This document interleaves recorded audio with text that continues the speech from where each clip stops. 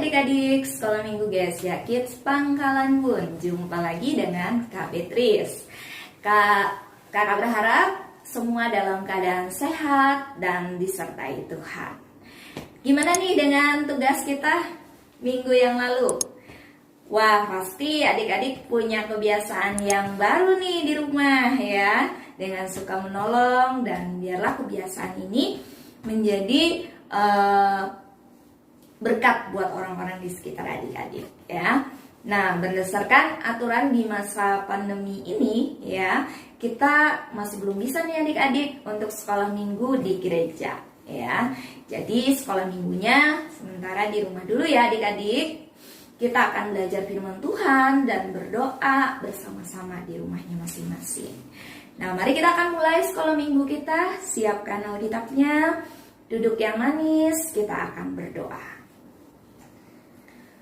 Tuhan Yesus, terima kasih, kami bersyukur untuk hari yang baru yang Tuhan berikan bagi kami. Kembali kami boleh datang, memuji Tuhan, menyembah Engkau, dan juga belajar firman Tuhan. Hari ini kami percaya Engkau ada di sini dan Engkau memberkati setiap adik-adik kami dimanapun mereka berada, di rumah mereka masing-masing. Tuhan akan menolong kami untuk kami tetap selalu percaya kepada Tuhan di dalam segala keadaan kehidupan kami. Terima kasih Tuhan Yesus, kami siap memulai sekolah minggu kami. Hanya di dalam nama Tuhan Yesus kami berdoa dan mengucap syukur. Haleluya. Amin. Oke. Minggu lalu kita sudah belajar adik-adik tentang seorang murid Tuhan yang bernama siapa adik-adik? Dorcas. Ya, betul sekali. Dia seorang murid Tuhan yang suka membantu dan juga memberi sedekah kepada orang-orang di sekitarnya. Nah, hari ini kita akan belajar kisah dari seorang murid Tuhan yang bernama Petrus. Siapa adik-adik? Petrus. Ya, betul sekali. Nah, judul firman Tuhan kita hari ini, cerita firman Tuhannya adalah Petrus diloloskan dari penjara. Petrus diloloskan dari penjara. Nah, penasaran kan apa yang terjadi dengan Petrus dan bagaimana Petrus bisa lolos adik-adik? Mari kita akan buka Alkitab kita di dalam Kisah Para Rasul pasal 12 ayat pertama sampai ayat yang ke-19. Kisah Para Rasul pasal 12 ayat pertama sampai ayat yang ke-19. Kakak akan baca ayat-ayat,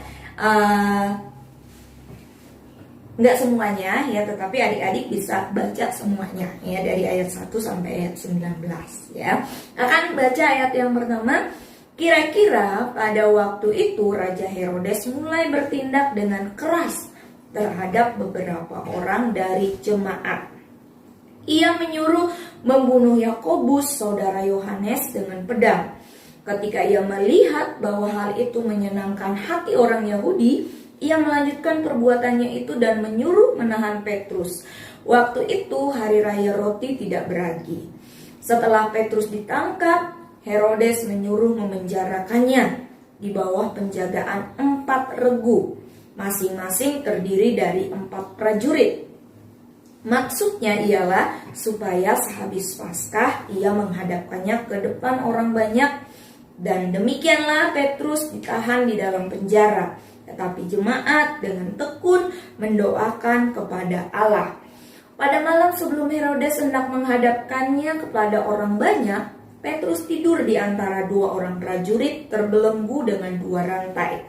Selain itu, prajurit-prajurit pengawal sedang berkawal di muka pintu. Tiba-tiba berdirilah seorang malaikat Tuhan dekat Petrus dan cahayanya bersinar dalam ruangan itu. Malaikat itu menepuk Petrus untuk membangunkannya. Katanya, "Bangunlah segera." Maka gugurlah rantai itu dari tangan Petrus. Lalu kata malaikat itu kepadanya, "Ikatlah pinggangmu dan kenakanlah sepatumu." Ia pun berbuat demikian. Lalu ia mengikuti malaikat itu keluar dan ia tidak tahu bahwa apa yang dilakukan malaikat itu sungguh-sungguh terjadi. Sangkanya ia melihat suatu penglihatan. Setelah mereka melalui tempat kawal pertama dan tempat kawal kedua, sampailah mereka ke pintu gerbang besi yang menuju ke kota. Pintu itu terbuka dengan sendirinya bagi mereka. Sesudah tiba di luar, mereka berjalan sampai ke ujung jalan dan tiba-tiba malaikat itu meninggalkan dia. Dan setelah sadar akan dirinya, Petrus berkata, "Sekarang tahulah aku benar-benar bahwa Tuhan telah menyuruh malaikatnya dan menyelamatkan aku dari tangan Herodes dan dari segala sesuatu yang diharapkan orang Yahudi." Dan setelah berpikir sebentar, pergilah ia ke rumah Maria, ibu Yohanes, yang disebut juga Markus. Di situ banyak orang berkumpul dan berdoa. Nah, adik-adik bisa baca kelanjutan kisahnya sampai ayat yang ke-19 ya. Nah, di sini dikisahkan tentang Petrus ya yang dijebloskan ke dalam penjara, dan dengan penjagaan 4 kelompok dikatakan ya, 4 kelompok prajurit. Nah, sementara Petrus terkurung dalam penjara ya, jemaat tidak pernah berhenti berdoa untuk dia kepada Tuhan.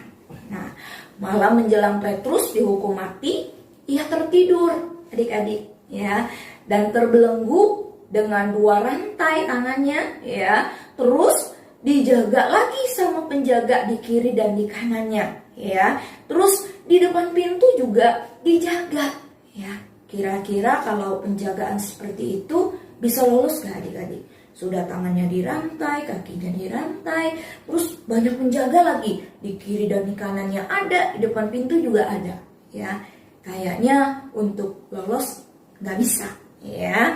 Nah, tiba-tiba ya seorang malaikat Tuhan muncul adik-adik ya, dan suatu sinar yang terang bercahaya dalam ruangan itu ya, dan malaikat itu menepuk bahu Petrus ya, ditepuk bahunya untuk membangunkan Petrus yang lagi tidur sambil berkata, "Cepat bangunlah." Ya.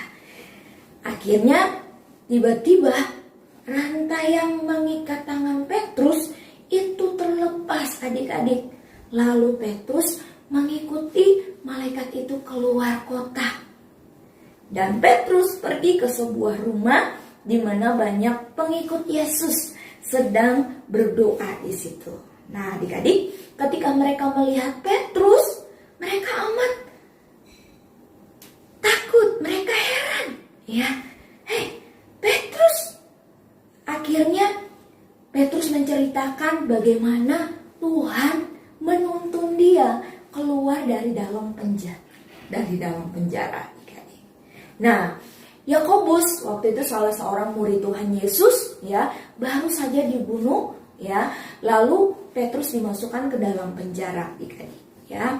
Nah, walaupun tak terlihat adik-adik, namun sebenarnya Tuhan mengendalikan segalanya.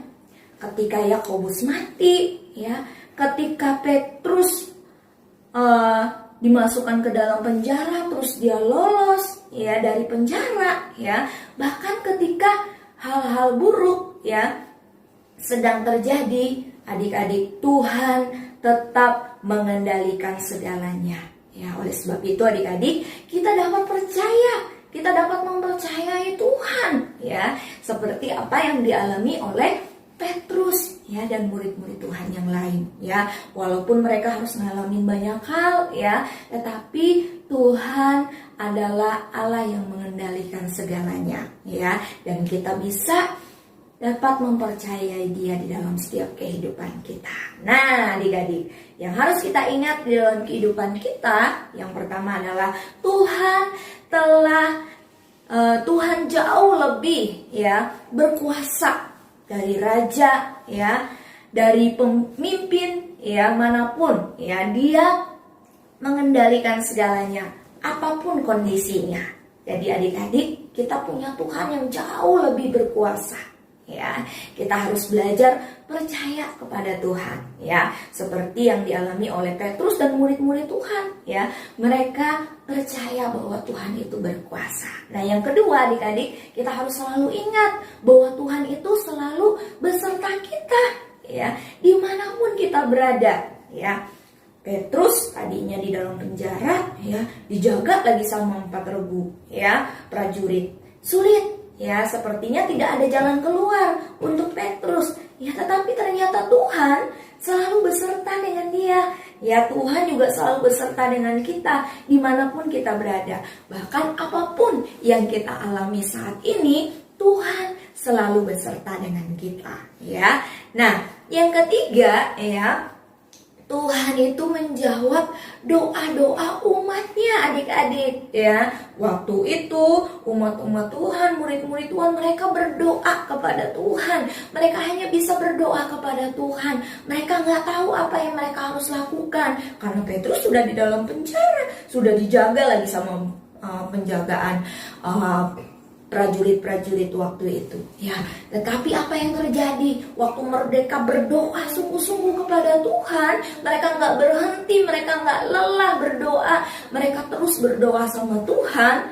Petrus diloloskan oleh Tuhan ya, karena Tuhan menjawab doa-doa umatnya. Nah, adik-adik saat ini mungkin adik-adik berdoa sama Tuhan ya, minta ya, berdoa tapi belum dijawab ya. Jangan pernah berhenti, jangan pernah lelah, terus berdoa sama Tuhan.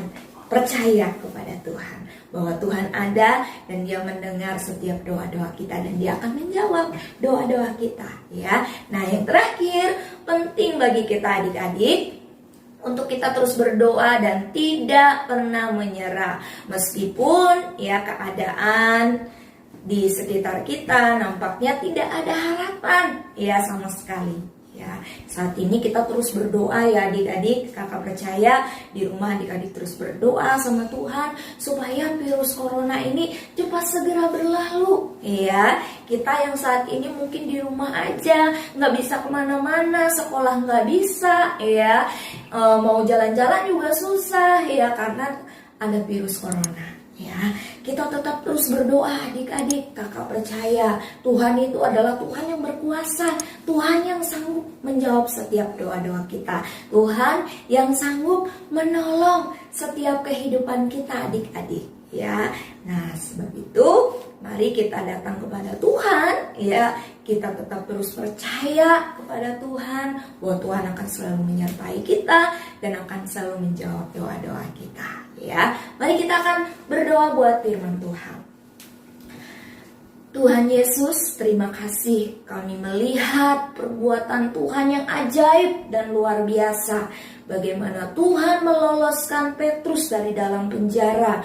Karena kuasa Tuhan, dia bisa diloloskan. Dan semua hal Engkau Allah yang mengendalikan setiap keadaan. Dan Engkau tahu apa yang harus Engkau lakukan di dalam setiap kehidupan kami. Saat ini Tuhan, kami terus percaya dan kami terus berdoa kepada Tuhan. Apa yang terjadi saat ini atas kota kami, atas bangsa kami Indonesia ini Tuhan. Bagaimana kami bergumul atas virus corona yang melanda bangsa kami saat ini. Kami percaya kuasa Tuhan yang akan sanggup menolong kami, menyertai kami Tuhan. Bahkan keluarga kami juga Bapa. Dan kami percaya waktu yang terbaik yang Tuhan akan kerjakan bagi kami, Tuhan akan menjawab doa-doa kami juga tepat pada waktunya.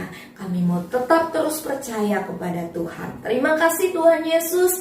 Berkati setiap kami, berkati adik-adik kami yang selalu setia beribadah kepada Engkau. Dimanapun mereka berada saat ini, Tuhan akan menjagai, Tuhan akan memelihara kehidupan mereka Tuhan. Terima kasih Tuhan. Dalam nama Tuhan Yesus kami berdoa dan mengucap syukur.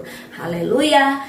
Amin. Nah, ada satu ayat hafalan buat kita minggu ini ya, di dalam kitab Filipi pasal 4 ayat yang ke-6 yang berkata, janganlah hendaknya kamu khawatir tentang apapun juga, tetapi nyatakanlah dalam segala hal keinginanmu kepada Allah dalam doa dan permohonan dengan ucapan syukur. Ikutin kakak ya, Filipi pasal 4 ayat 6. Firman Tuhan berkata, janganlah hendaknya kamu khawatir tentang apapun juga.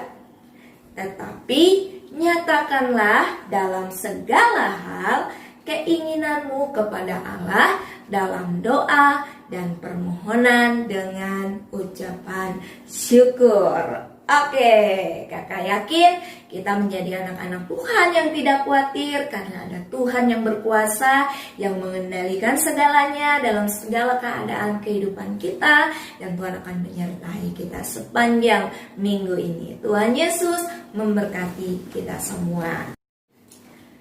Oke adik-adik, jangan lupa ya untuk kita tetap terus sekolah minggu setiap hari Minggu jam 8 pagi.